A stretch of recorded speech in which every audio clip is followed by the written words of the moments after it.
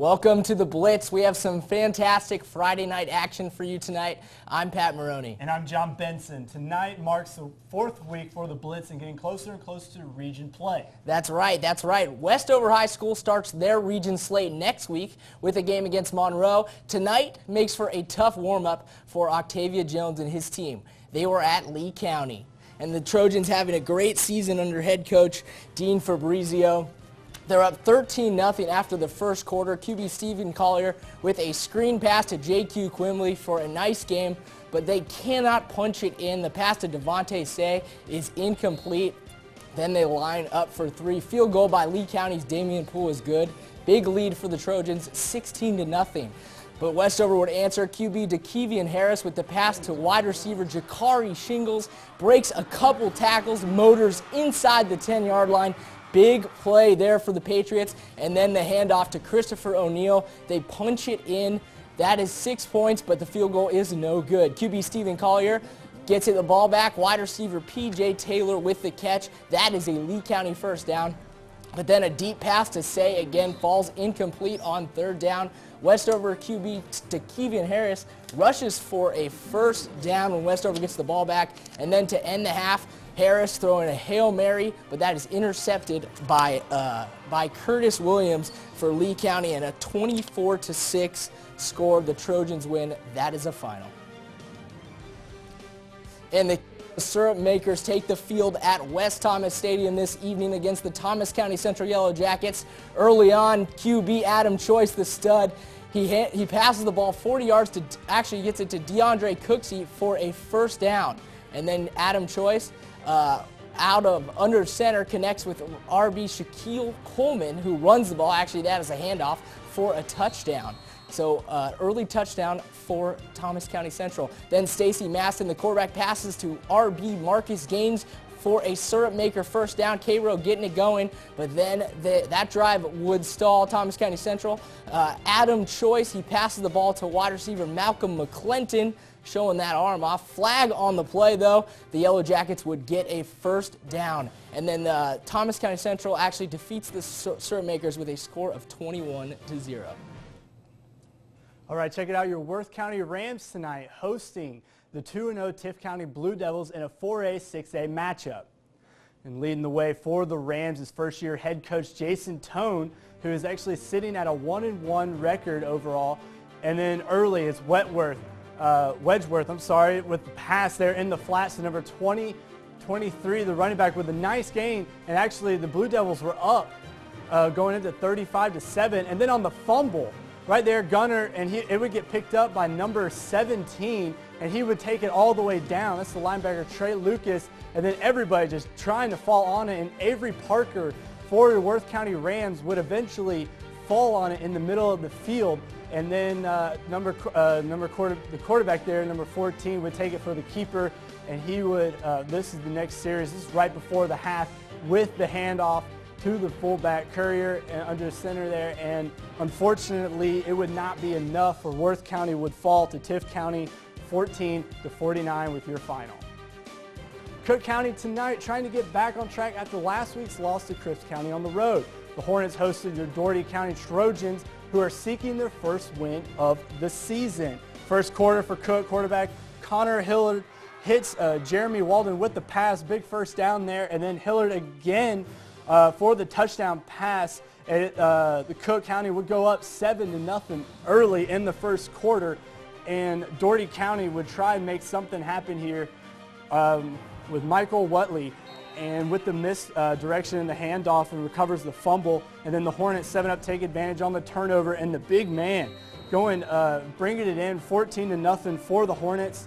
And then second quarter, Spencer Joyner takes the handoff to go in for the TD, and the PAT would be good.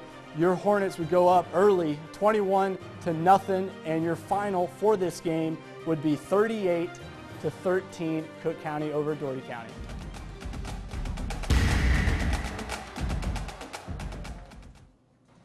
Taking a look at your team of the week from last week's performance is Cripps County, who won last week over Cook County in a double overtime thriller, 20-14. 14. This is the first time the Cougars have started their season at 2-0 under the third-year head coach Lee Campbell, and the first time Crisp County has beaten Cook since 1968. And when Coach Campbell started, he had his players actually practice before school started instead of after school. And with the 2-0 start, I'd say the system is paying off. So congratulations to Crisp County for being our team of the week this week. All right, coming up next, we've got some more highlights for you as we return, and we go live with Fox 31's Matt Pritchard for our game of the week. All this and more next on The Blitz.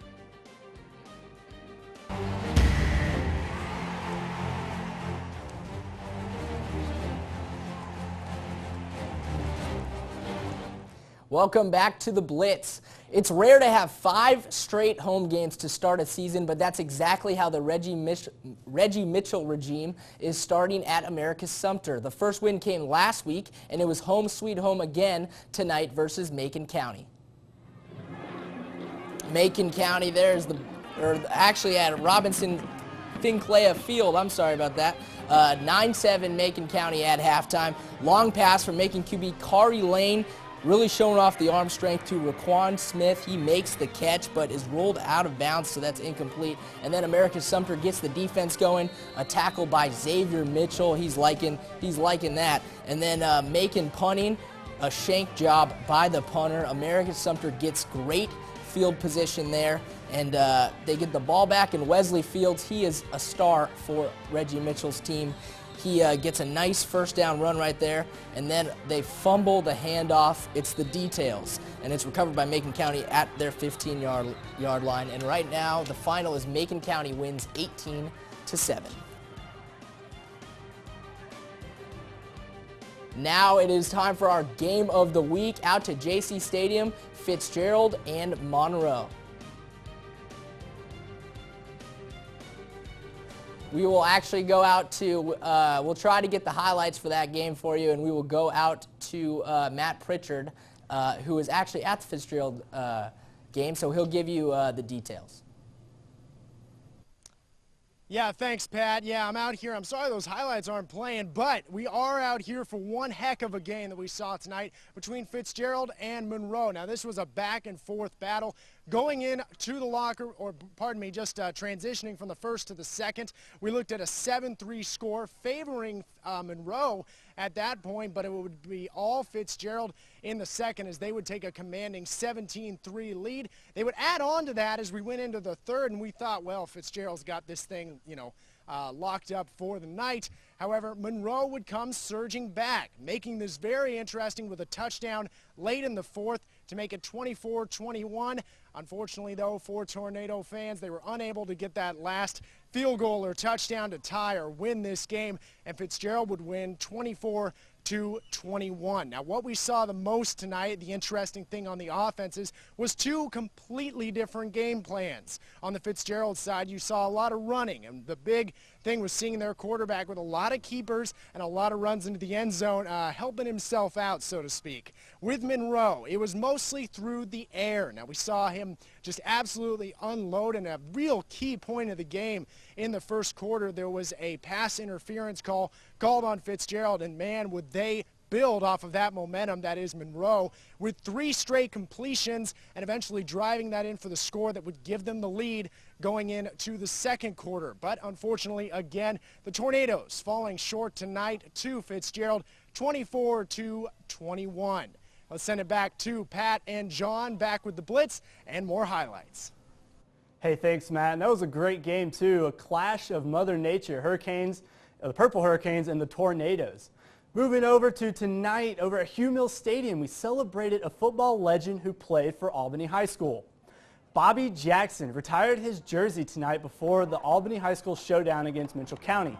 Jackson was a standout player on the field who played corner for Florida State in 1974, then graduated in 77. After school, his football career didn't end when he got drafted by the New York Jets. Jackson started 8 years with the Jets and then was named to the all-rookie team in 1978.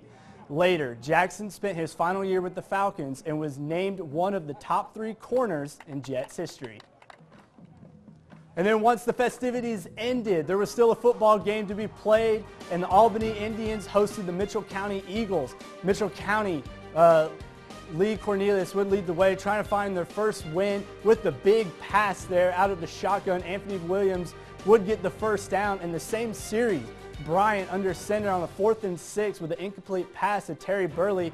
Couldn't come up with the ball, and then Albany with the run after they respond after the turnover. As Jonathan Jefferson would break free for the first down and more, just fighting for yards and forced out of bounds. And then Mathis, you don't see much of this, throwing to Guess, so the wide receiver number 2 for the first down with the hard hit, falling for the first and goal. And Jefferson would pound it in for the first touchdown of the game. Albany would go up quickly in this one, 14-0 in the first quarter, and this game is still underway, 14-6.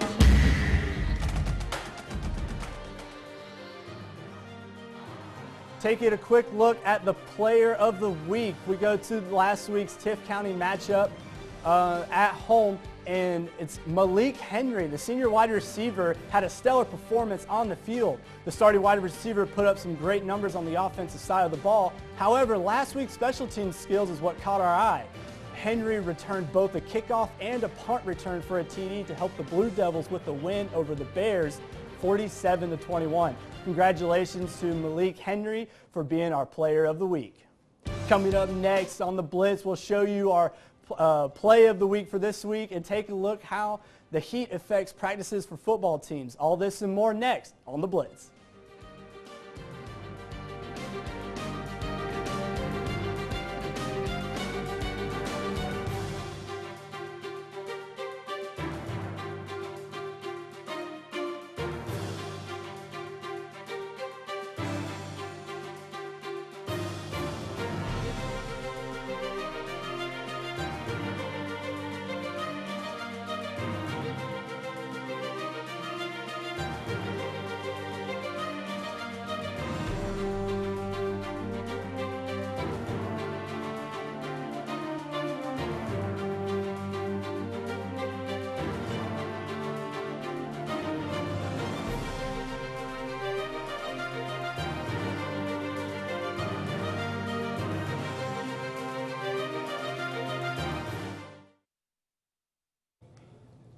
Okay, we don't have game 8, so instead, because... He can hear you, but he's getting scripts.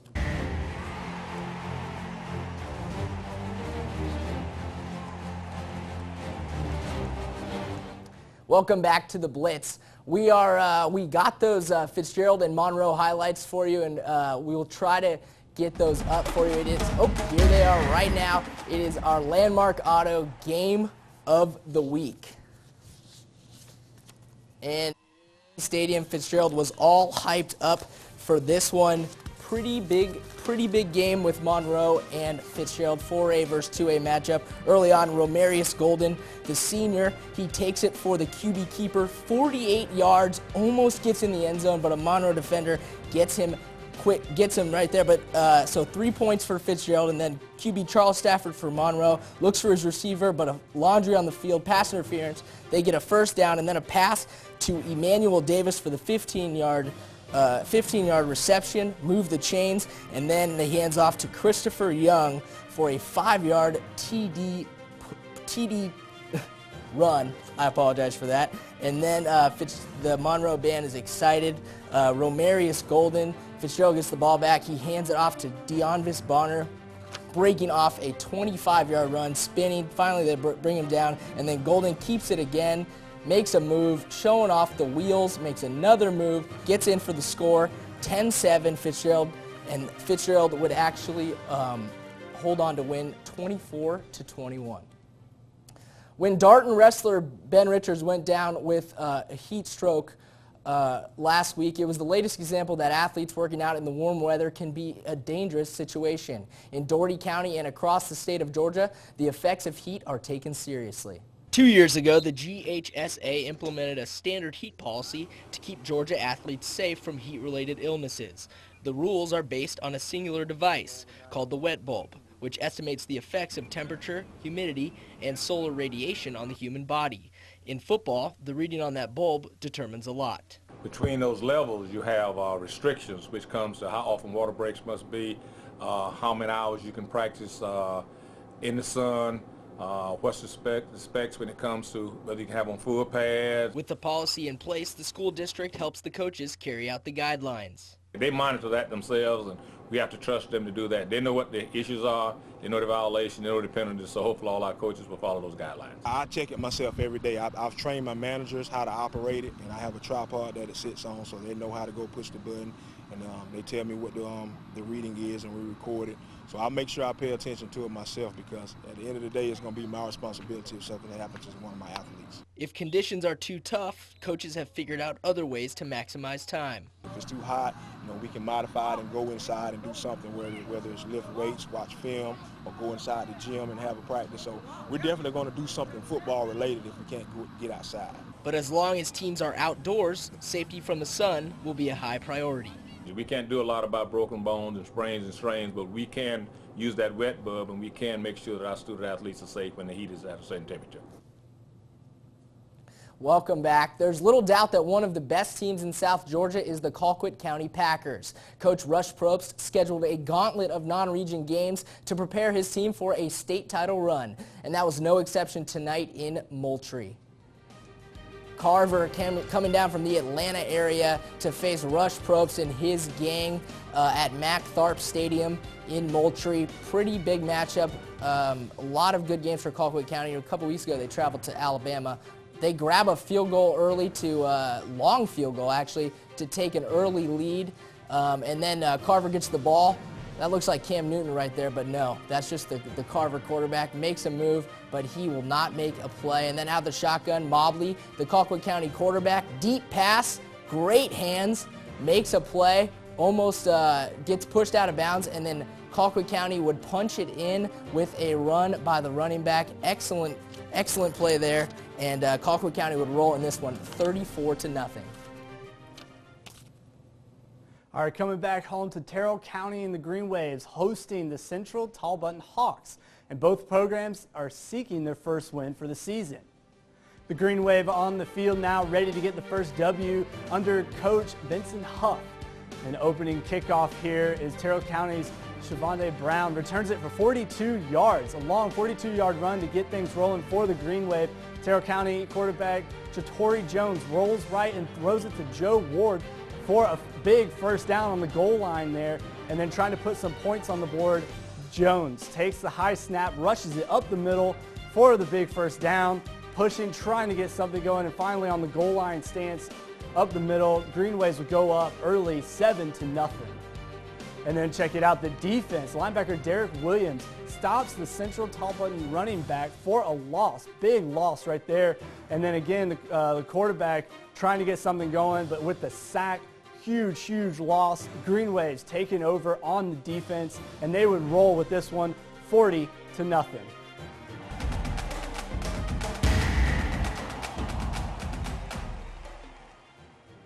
Taking a look at our play of the week, we head back to Worth County and the fumble spree of the play. Tiff County running back Gunner would fumble first and then recovered by Trey Lucas, who would be taken down the sidelines, and then the quarterback Wedgeworth would cause him to fumble. Then everybody's just surrounding the ball in the middle of the field, and Avery Parker would be the one to recover it. Unfortunately for the Worth County Rams, it was not enough for the win, as they would fall to Tiff County. And when we return, we'll have more highlights along with how a lot of these hungry football players get fed. All this more next on The Blitz.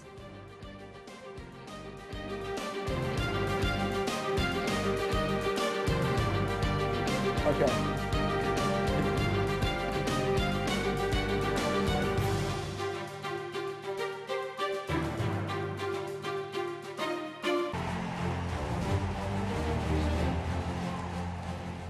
Welcome back to the Blitz. Instead of a pep rally, several teams got their inspiration in the form of a hot meal from a group of churches. Fox 31's Jessica Fairley followed one team as they prepped for the game.